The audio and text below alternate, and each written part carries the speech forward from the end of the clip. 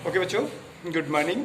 जैसा कि आप लोग जानते हो कि हम लोग इकोनॉमिक्स पढ़ रहे हैं और इकोनॉमिक्स में सेक्टर्स ऑफ इंडियन इकोनॉमी पढ़ रहे हैं। कल मैंने आंसर्स में कुछ बच्चों की प्रॉब्लम्स देखी बेटा। प्रॉब्लम्स बच्चे कह रहे थे कि हमें इंटरमीडिएट गुड्स नहीं समझ में आया।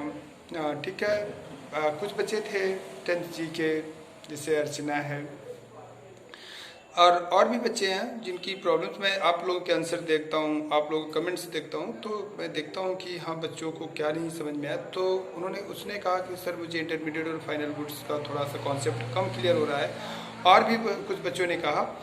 तो बेसिक मैं आप लोगों को बताया था बेटा कि इंटरमीडिएट गुड्स आपको इतना बहुत पे अटेंशन करने की ज़रूरत नहीं है।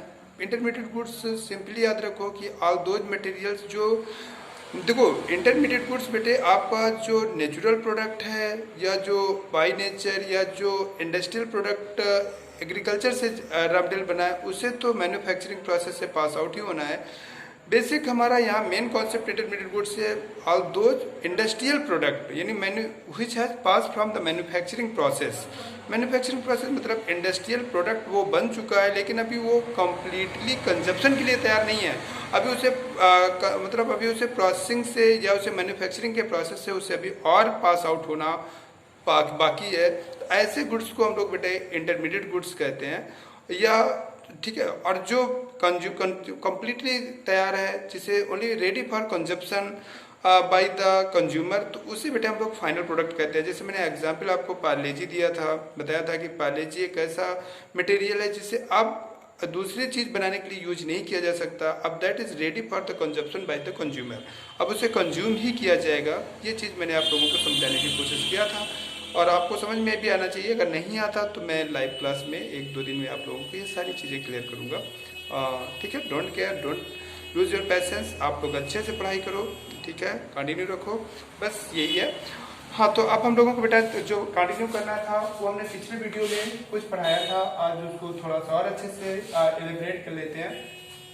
दैट इज द हिस्टोरिकल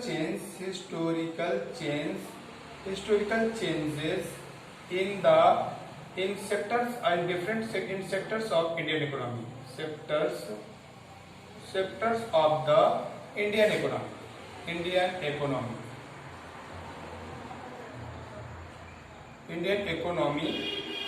ये टॉपिक हम लोगों ने कल स्टार्ट किया था। मैंने एक वीडियो में इसका कुछ पार्ट बनाया भी था और ये बताया था कि इसको हम एलिब्रेट करके और भी जानेंगे। तो बच्चों, हिस्टोरिकल चेंजेस हुआ, मैंने आप लोगों को बताया था कि बेटे हम लोगों का जो प्रेजेंट टाइम का जीडीपी में कंट्रीब्यूशन है डिफरेंट सेक्टर्स का, वो मैंने आप लोगों को बताने की कोशिश किया था। और ये बताया था कि बेटे प्रेजेंट टाइम पे एग्रीकल्चर के स्पेशली हम कहें तो प्राइमरी सेक्टर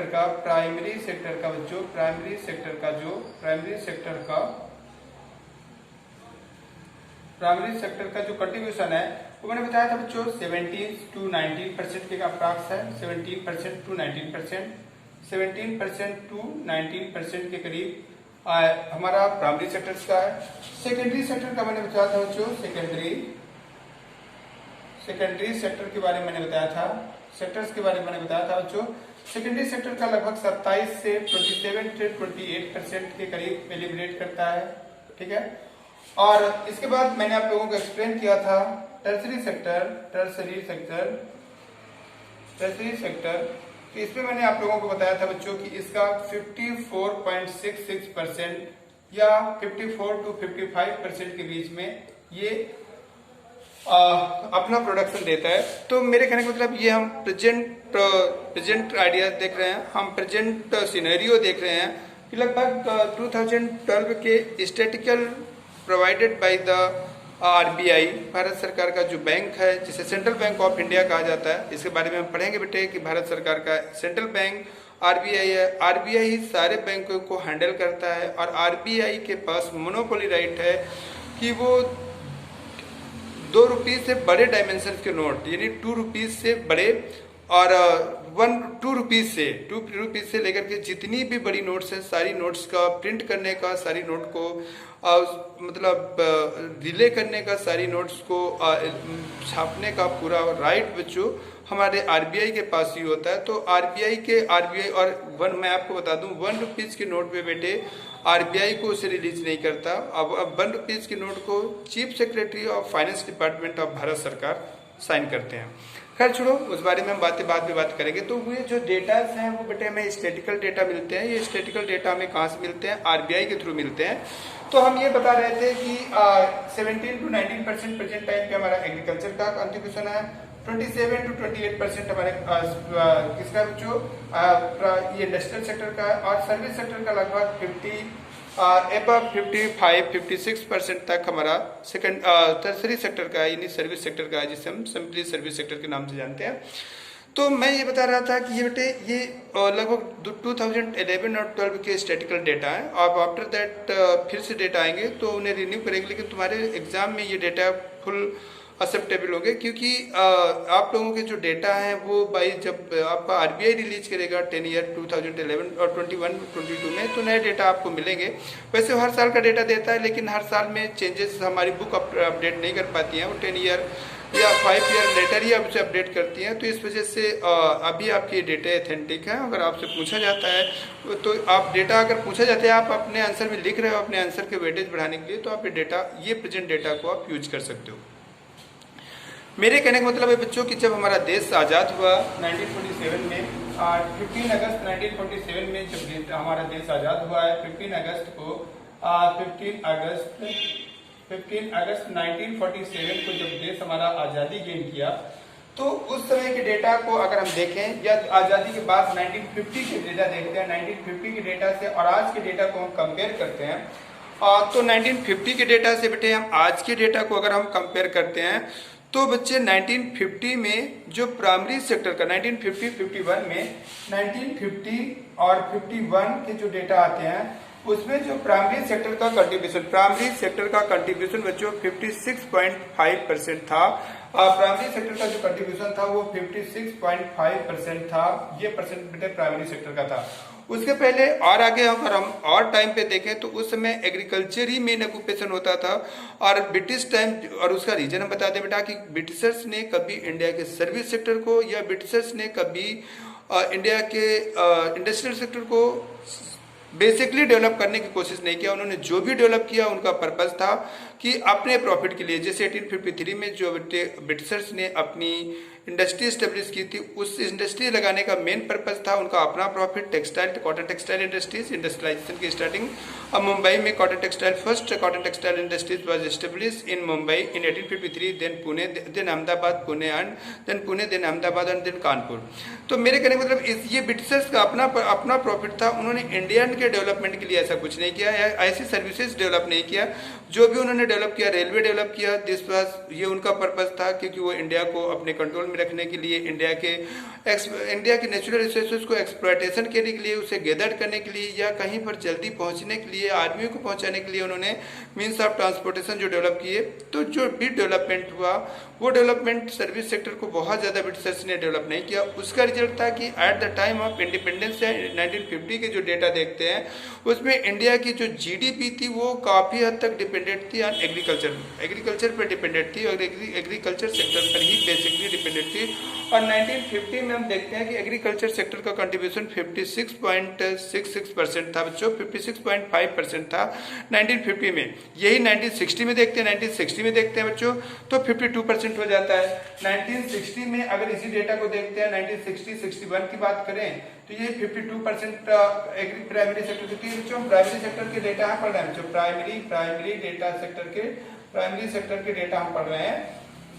तो 1951 में प्राइमरी सेक्टर का कंट्रीब्यूशन 56.5% था। मतलब 1956 में 1960 में 52% हो जाता है, और 1970 में 45.7% हो जाता है बच्चों। 1970 और 71 में इसी को देखते हैं 45.7% प्राइमरी सेक्टर का कंट्रीब्यूशन हो जाता है। तो प्राइमरी सेक्टर का, और इसके बाद जस्ट हम 1981 में देखते हैं तो 40%, और 1998 में देखते हैं तो 26% के डेटा में मिलते हैं। तो 1970-71 में देखते हैं तो 40%, 1980 में देखते हैं बच्चों 1980 और 81 में देखते हैं तो यही डेटा हमारे पास 40% में आ जाता है। और 1997-98 में देखते हैं बच्चों तो ये डेटा हमारे पास 26.7% में ये डेटा आ जाता है।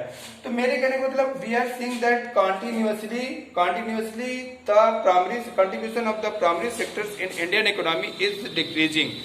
और फाइनली जब हम देखते हैं आगे के बच्चों, फाइनली आज की बात करते हैं 2010 और 2011 और 12 की बात करें तो इस समय प्राइमरी सेक्टर का कंट्रीब्यूशन मात्र 17 to 19% है बच्चों। क्या 17 to 19% है।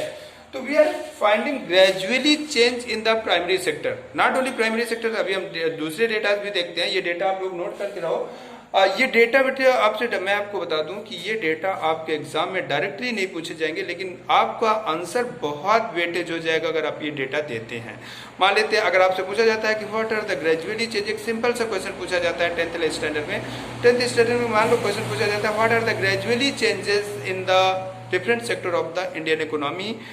तो यह हिस्टोरिकल चेंजेस मान लो एकदम टॉप से हेडिंग से क्वेश्चन पूछ लिया कि what are the historical changes. अब तो हिस्टोरिकल चेंजेस में आप सिंपली अगर आप लिख सकते हो तो लिखेंगे कि हमारा प्राइमरी सेक्टर कंटिन्यूस रिड्यूस हुआ और सेकेंडरी और टर्सरी सेक्टर लगातार रूप से इंक्रीज हुआ and this is the historical changes. और फाइनल डेटा लिख देंगे कि पहले ये।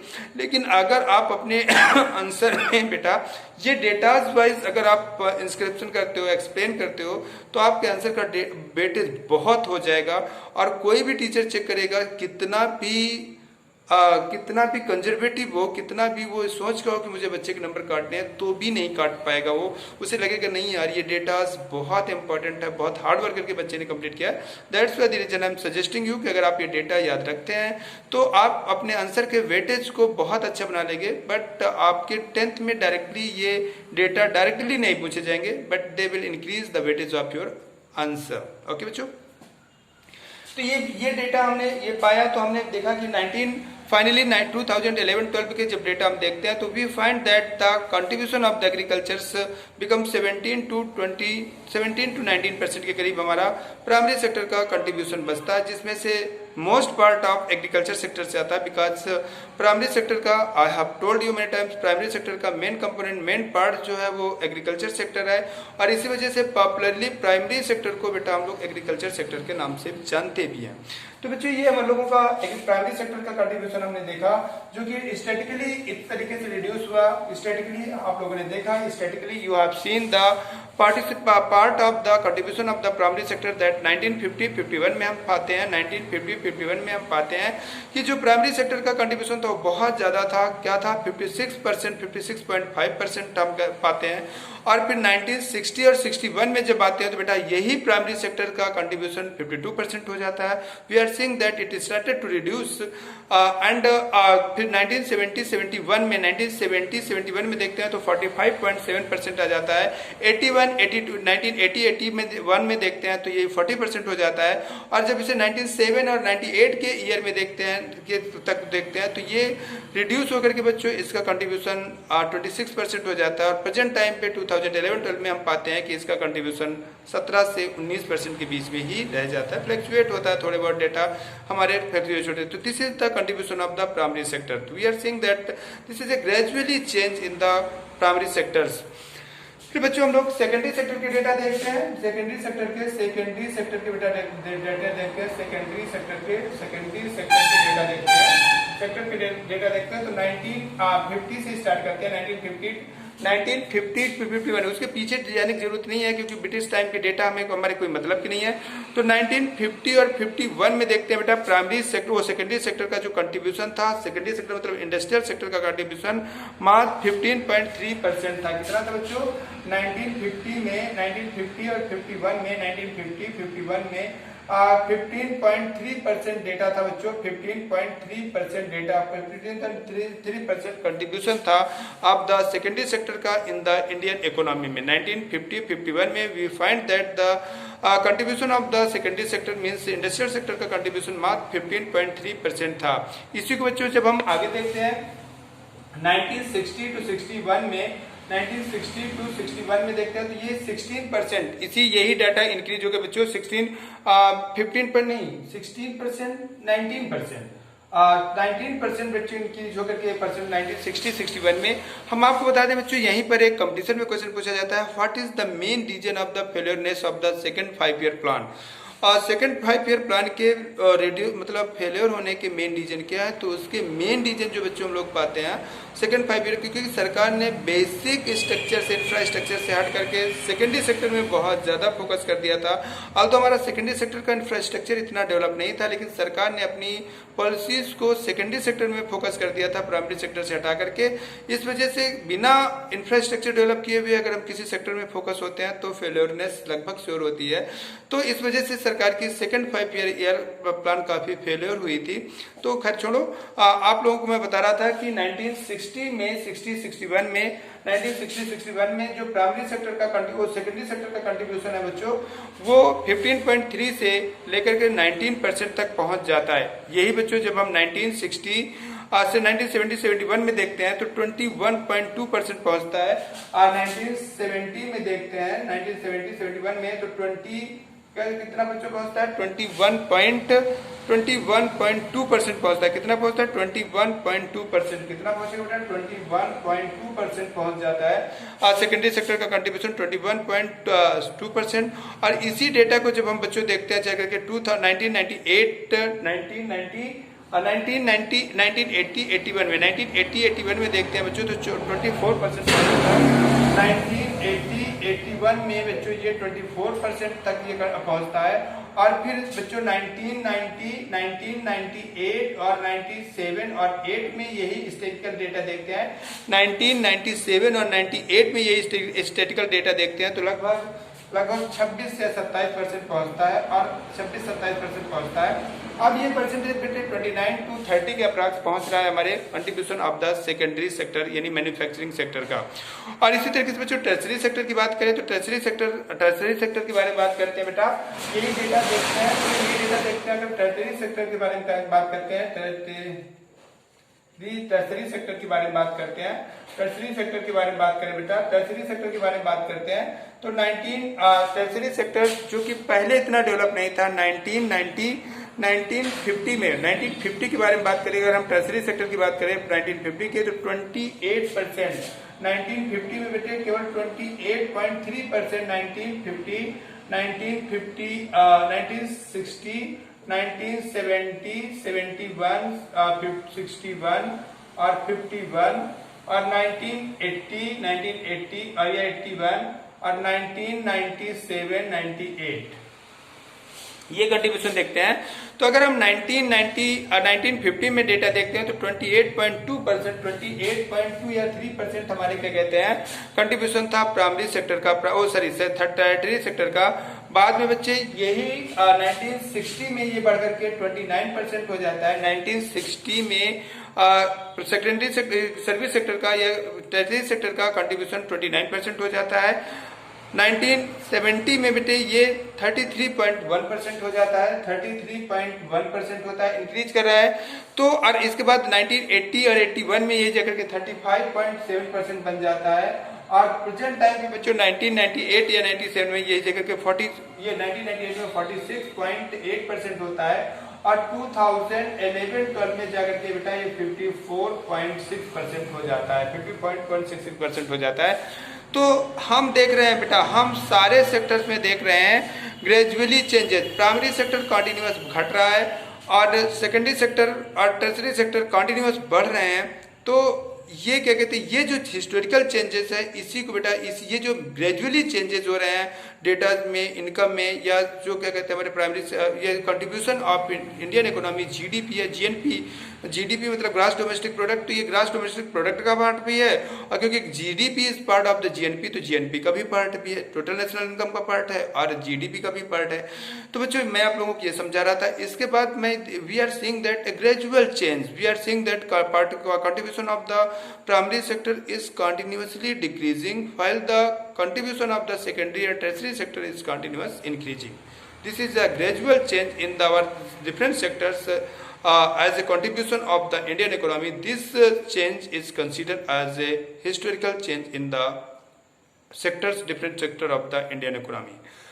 बच्चों मैं आप लोगों को यहीं पर एक चीज और एक्सप्लेन कर देता हूँ, वो ये है कि आप लोगों के मन में अगर ये है कि प्राइमरी सेक्टर का प्रोडक्शन घट रहा है बच्चों, कि प्राइमरी सेक्टर का प्रोडक्शन घट रहा है, तो ये गलत है। प्राइमरी सेक्टर का प्रोडक्शन नहीं घट रहा, प्राइमरी सेक्टर का प्रोडक्शन कंटिन्यूअस मेनी टाइम्स बढ़ रहा है बच्चों, हर साल कंटिन्यूअस बढ़ रहा है।